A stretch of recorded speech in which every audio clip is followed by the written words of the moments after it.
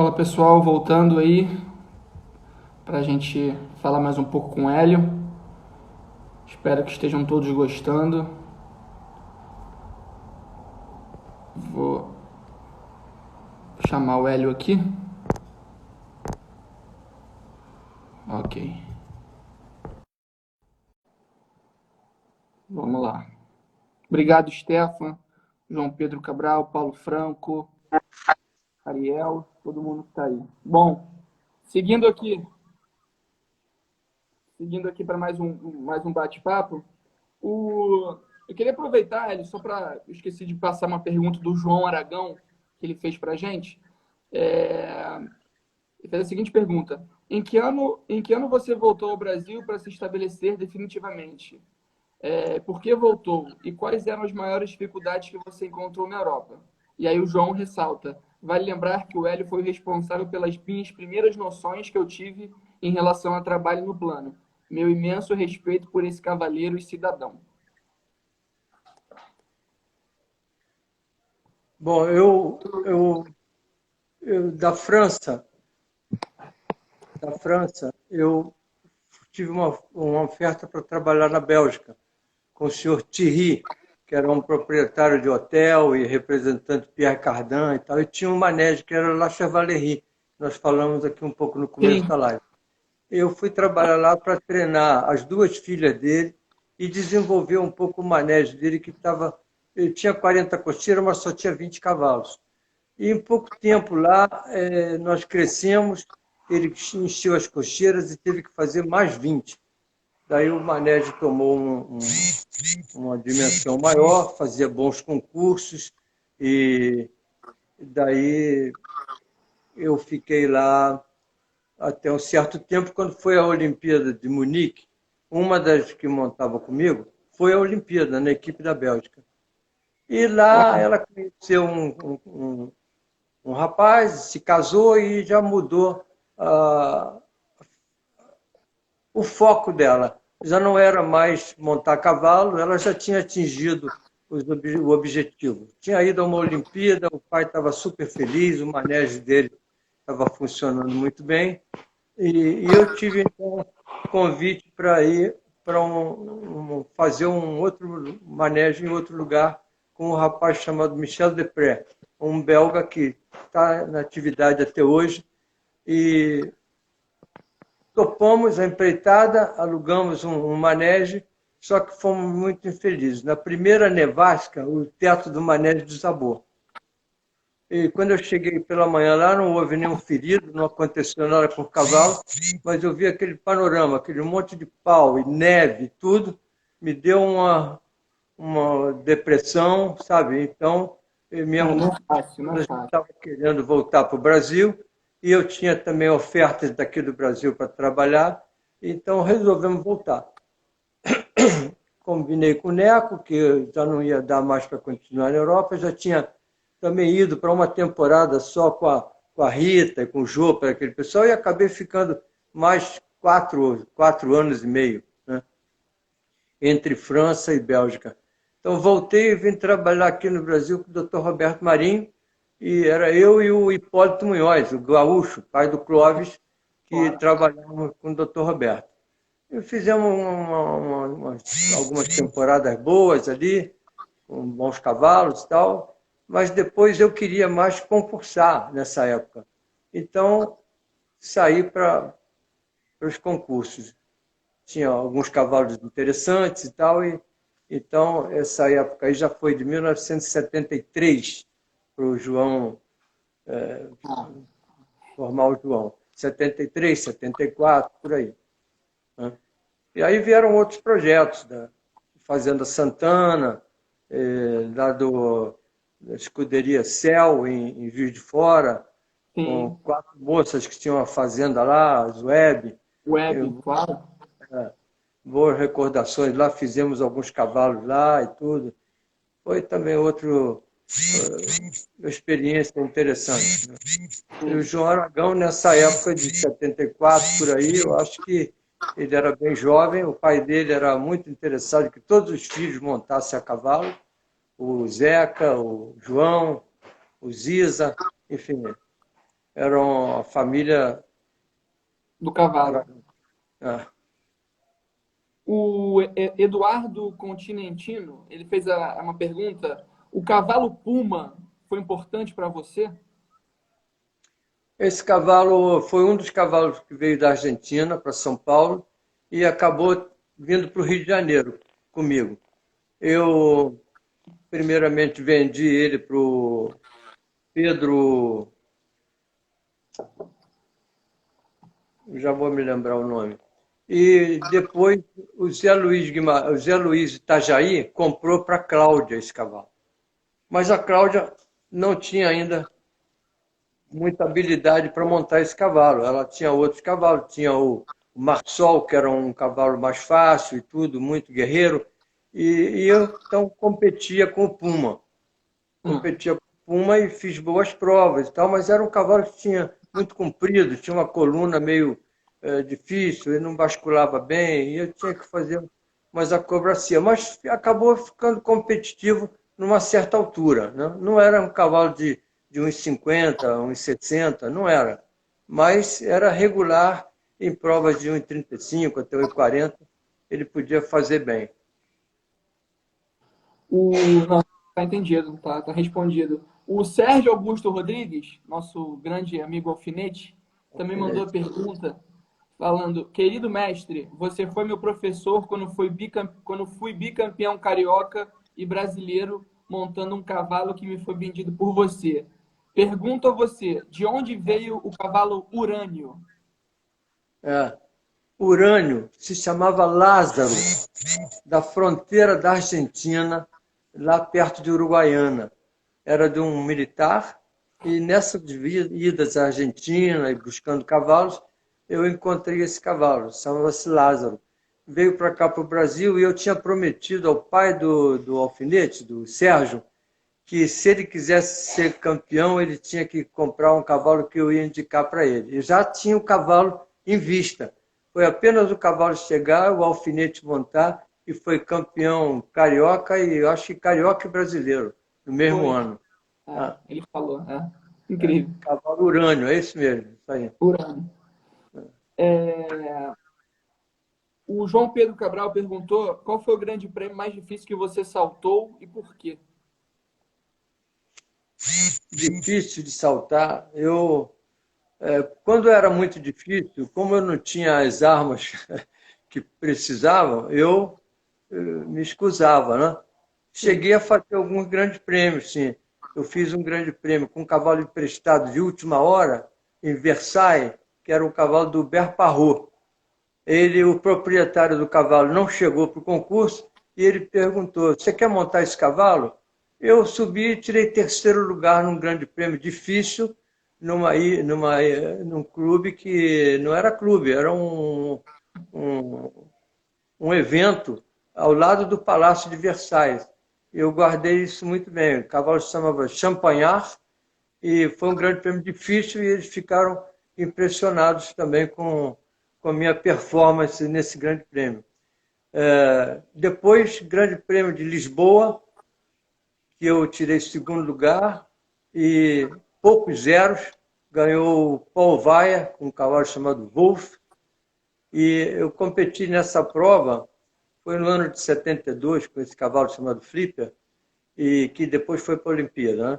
Então, um grande prêmio bem complicado. O triplo eram três paralelas, do Oxer, Oxer e Oxer. Tinha Rio. Enfim, eu fiz uma falta no Rio que causou até um pouco de polêmica, porque tinham dois juízes de Rio. E um deu falta e o outro não. E em Portugal tem jogo nas provas. Então, tem aposta, né? Cada 10 cavaleiros é um páreo. Então, para a prova para premiar. Então, a galera começou a reclamar por que interromperam a prova. E foi justamente por isso, porque eles tiveram que ir até o júri, que era bem alto na tribuna, para discutir e ver se afinal iam dar falta ou não. Acabaram dando a falta, o que fez o tratador do Zé Roberto, o alfinete, né? que me acompanhava muito, nós fizemos muitos concursos juntos, o tratador dele quase que entrou na pista para brigar com os portugueses. Mas aí nós acalmamos ele, eu fiquei em segundo lugar nesse grande prêmio, e o Piero Dinzeu foi em terceiro lugar. Enfim, foi um grande prêmio difícil, mas de muito poucos zeros. Talvez tenha tido mais uns dois assim difíceis, mas agora eu não me lembro muito bem. Você lembra bem desse. Bom, Elinho, eu queria entrar agora um pouquinho, falar sobre o hipismo no Rio, né? O Filipinho Filho fez uma colocação, conversando comigo a respeito, falou o seguinte: Hélio, você montou em diversos lugares no Rio, Floresta, Marapendi, Ípica, Manege Nelson Pessoa, né, que depois virou Manege Luiz Felipe de Azevedo, que você administrou, enfim.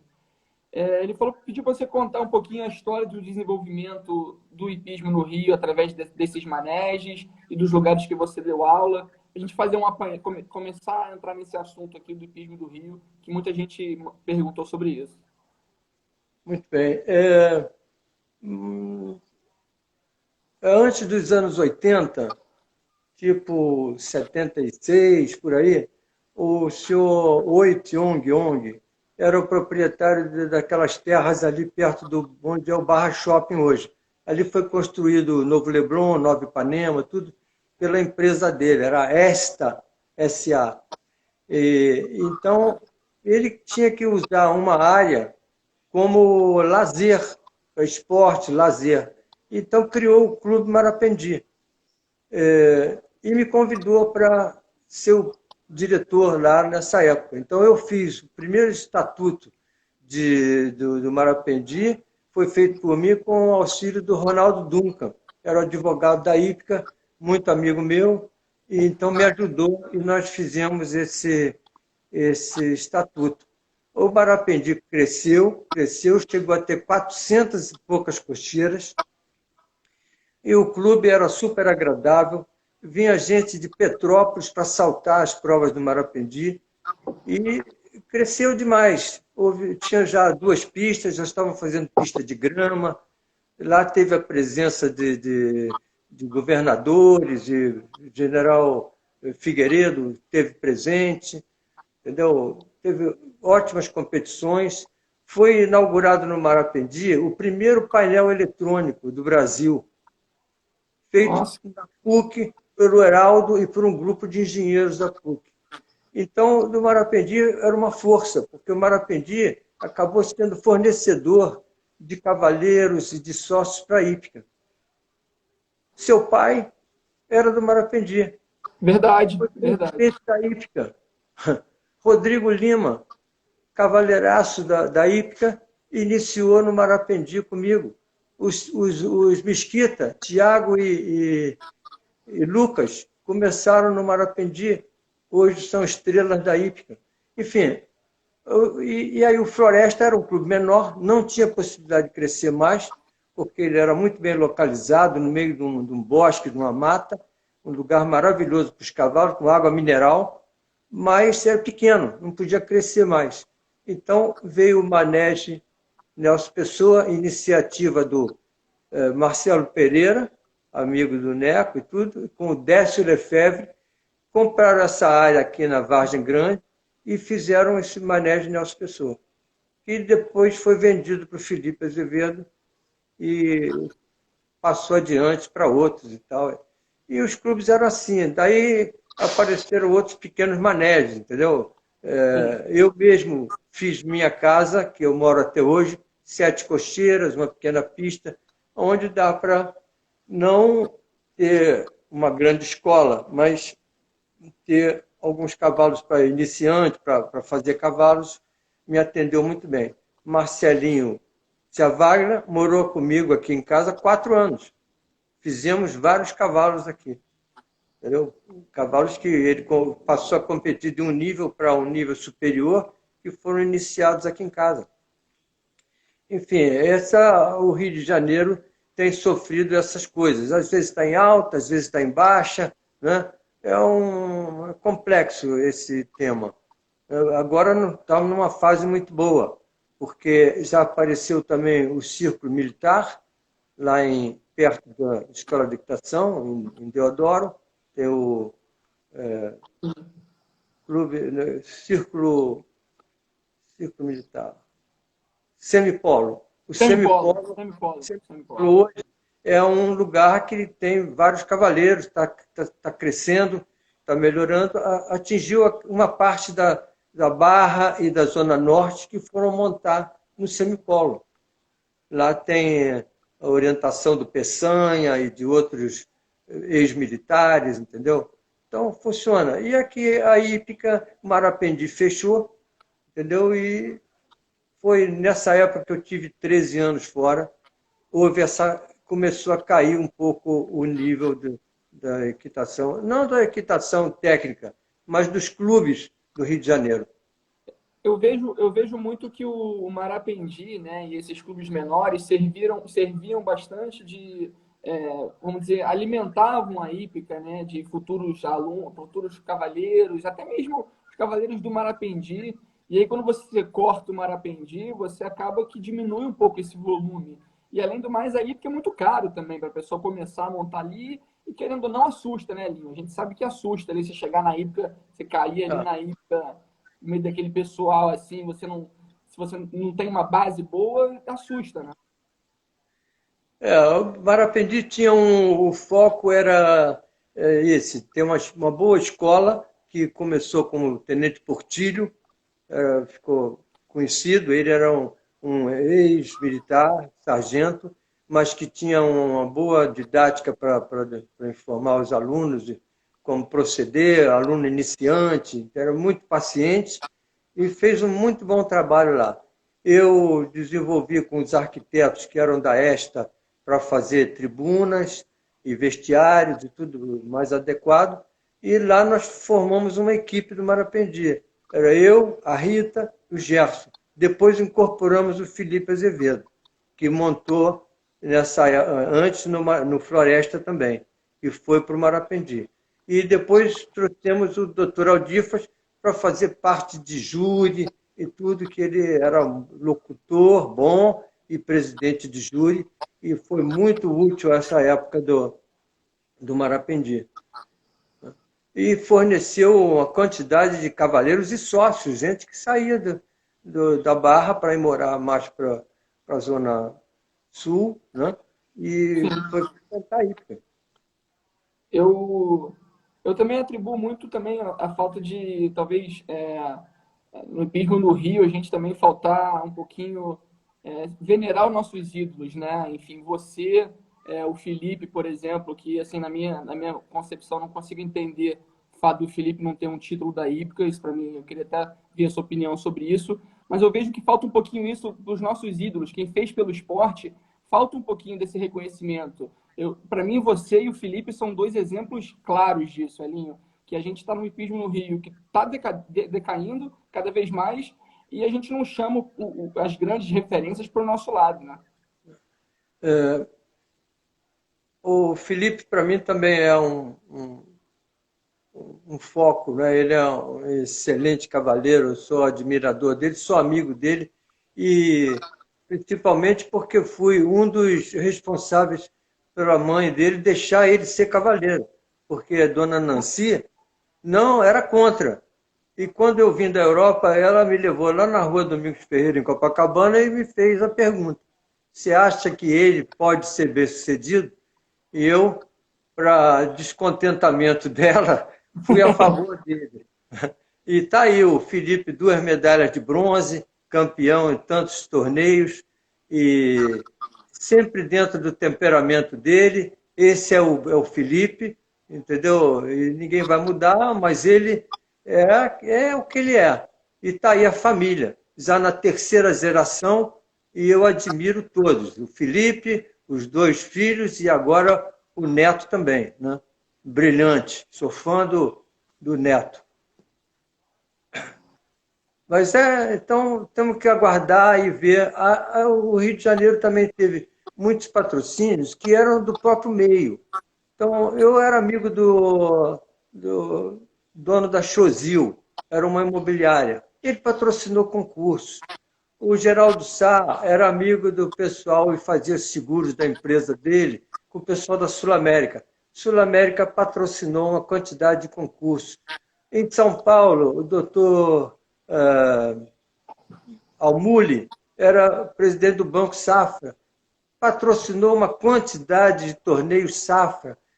A Diniz patrocinou Pão de Açúcar. Pão de Entendeu? Açúcar. Então, esses foram vários anos que nós tínhamos patrocínio e que eram importantes. Eventos assim, você tinha 10 eventos importantes no mesmo ano. Hoje você não tem mais.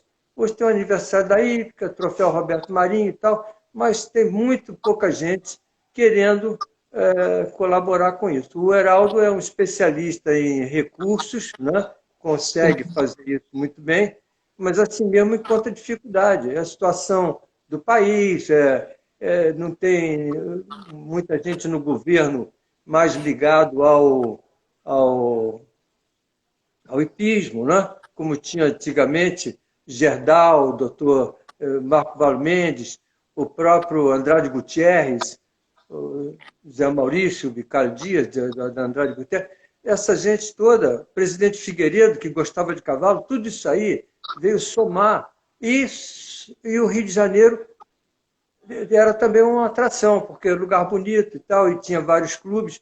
Então houve uma alta muito boa no hipismo do Rio de Janeiro. E depois essas pessoas se afastaram e nós perdemos alguns, né?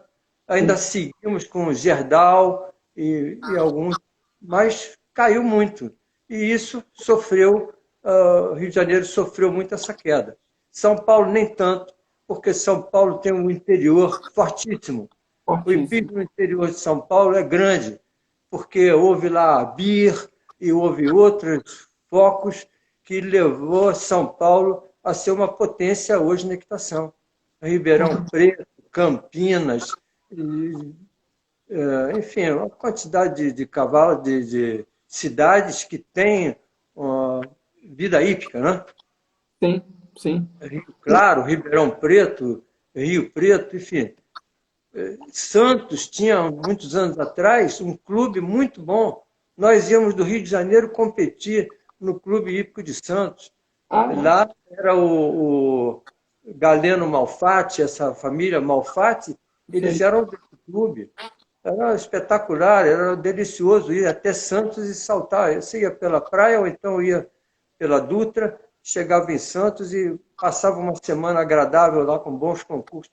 Isso diminuiu muito. Os concursos hoje são mais na hípica brasileira, hípica paulista, Santo Amaro. Campinas ainda tem bons eventos, mas, enfim, são altos e baixos que a gente tem que suportar e tentar superar.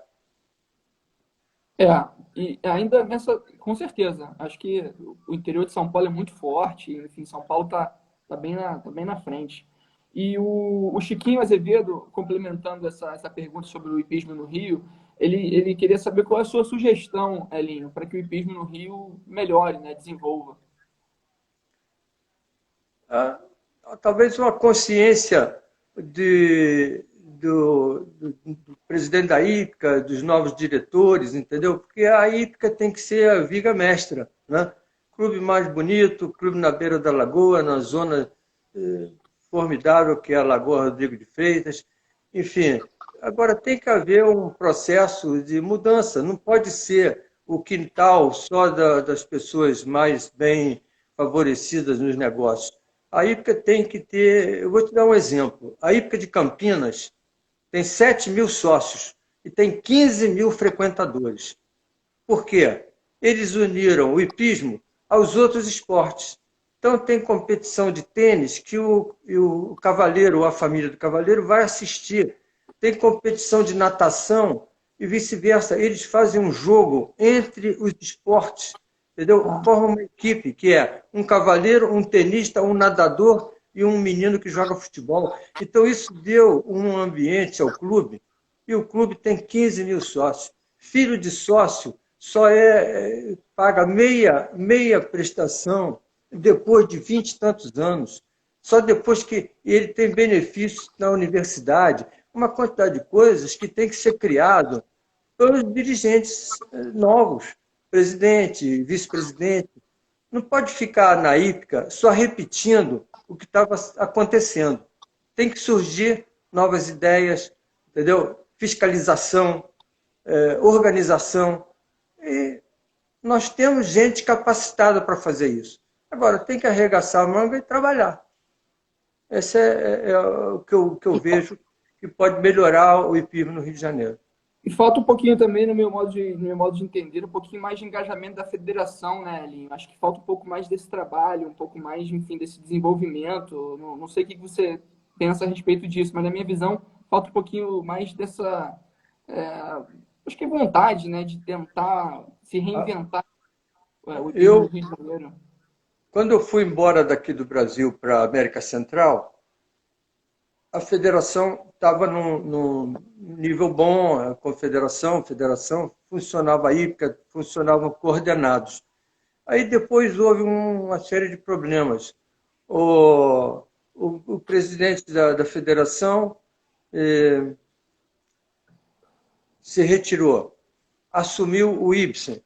Infelizmente, teve um acidente mais grave, foi assassinado, a federação ficou sem presidente.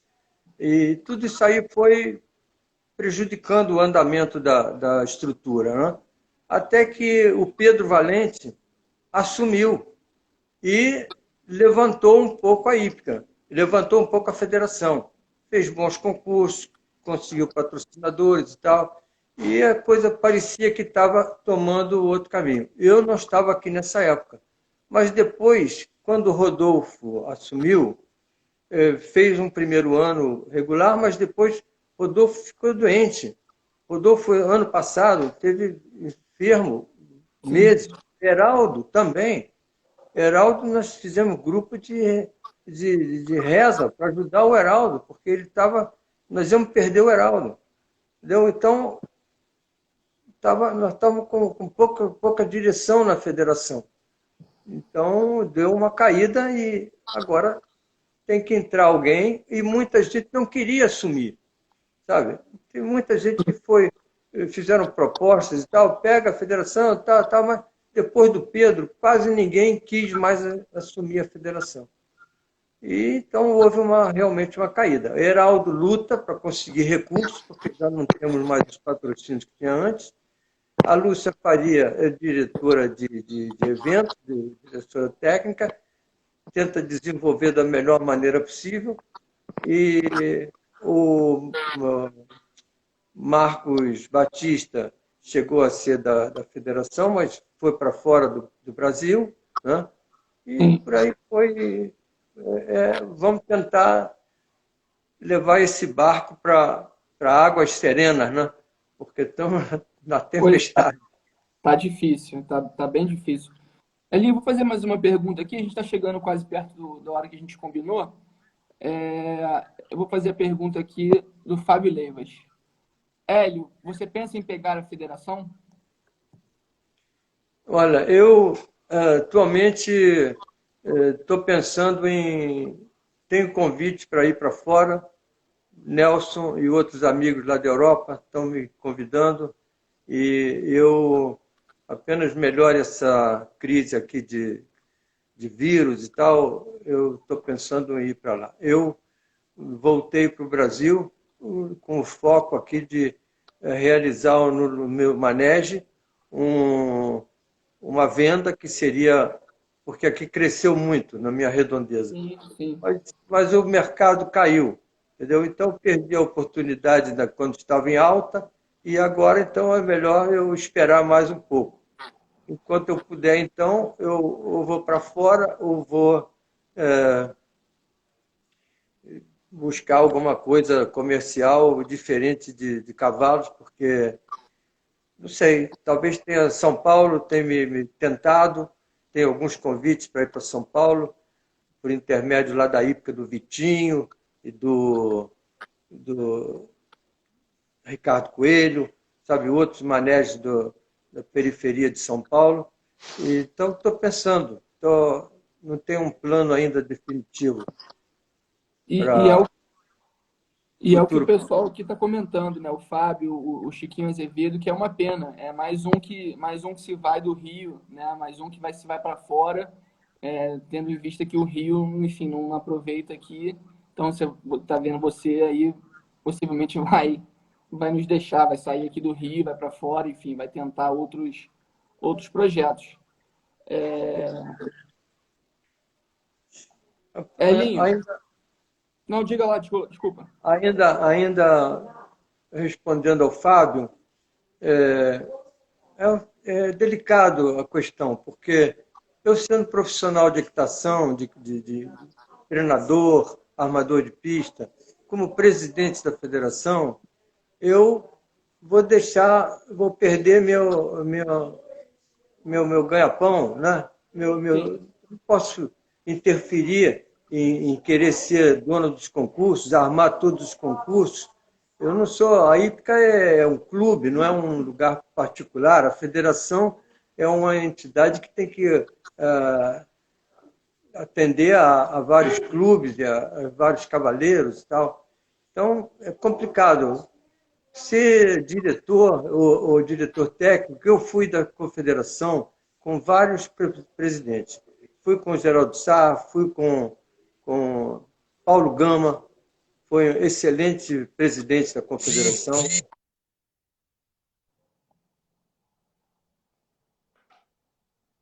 acho que travou. Acho que travou lá o Elinho.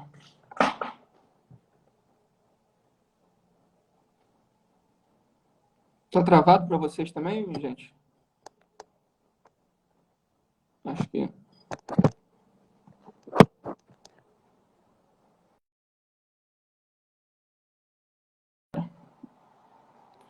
É. Perdemos aqui, caiu. Vou chamar de novo. Acho que ele caiu aqui. Vou chamar de novo para gente finalizar.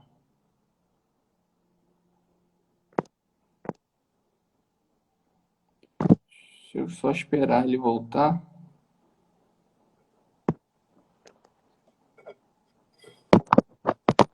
Bom, vou fechar essa aqui e vou abrir uma de novo para a gente encerrar, gente. 1 minuto.